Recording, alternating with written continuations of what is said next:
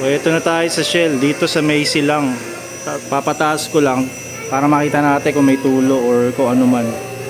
Buti pumayag sila dito. Abala ng pila, nantay ko eh. Ito yung ilalim niya. So pinturado. Okay, ito lang yung sa bracket. Kasi kailangan dagdagan na lang siguro ng pintura. Wala naman akong nakitang tulo pa. Dito yung akin eh. Yes. Brake, wala, okay. Kasi minsan sa mga house may ano eh. May tulo eh. Wala naman. Ito yung sa aircon. Hanapin ko na nasa kaya yung hose. Hindi ko makakita kung nasa yung hose ng aircon. So far, pinturado halos lahat. Dito, transmission. Ayos. Dito pa, tingnan natin mga boss. Lusot lang tayo dito. Wala naman dito. Wala. Oh. Kahit yun sa shock, wala rin leak doon sa shock. Sa kanila na rin. Ano, kuya? Oo. Dito, walang tulo. Dito, wala din. Yan yung condition niya. Ito, hindi na kinulaan, tsaka standard kasi yan eh. Check pa natin dito. Ito, ano ba to? Ito medyo may basa. Ano kaya ito kuya? Ito yung mo. So oil seal kaya ito? Konti lang naman, hindi na malakas eh. Ayan o. Gear oil. Saan yan? Sa seal? Matic pa. Hindi, manual po. Manual.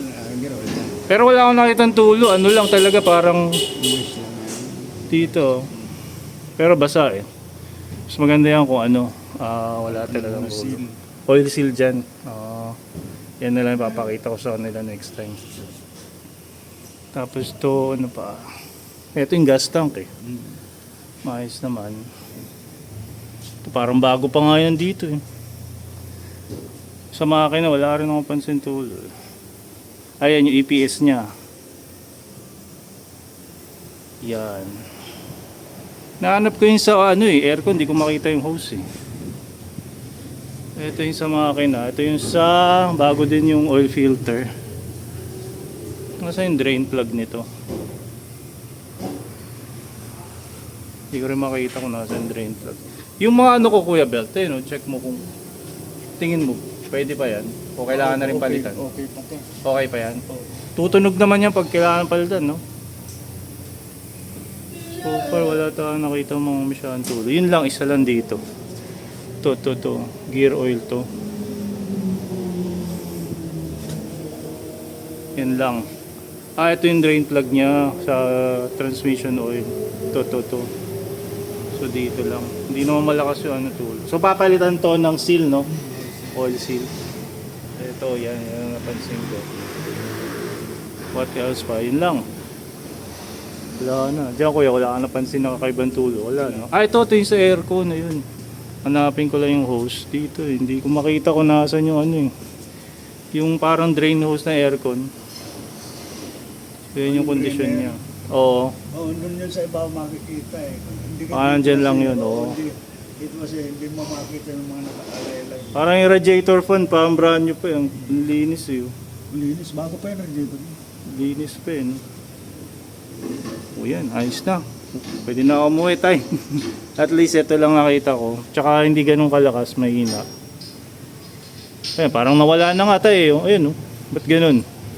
Parang nawala na yung tulo. Ito mo, pupunasan ko yung daliri ko. Tapos ano ko. Nawala no? Pwede. Obserbahan ko na lang sa garahe kung may ano no, kung may tutulo. So yun lang naman. Eto tayo, okay lang to, parang kulang ng tornilyo. To, hindi kasi ano, converted. Converted yan. So instead na parang nagbutas na lang ng bago no. Para ano bumagay. So yun, salamat sa Shell, pinayagan tayo magangat dito. Ito yung engine support, bago pa. Wala pang crack eh. O yun lang.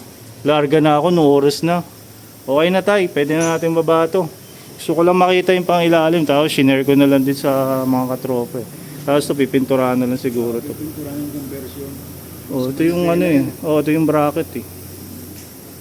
Nakakaligtaan siguro. Konting pintura lang yun, madali na yun.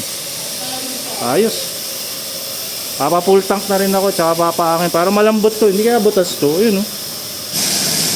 Para malambot eh, no? Malambot yan, panginan mo rin na Oh. naghahangin. Meron mga hangin, no? Meron mo naghahangin din. Sige tayo, yan. Makita ko na sa inyo mga sirs. Yan lang. Sibat na ako.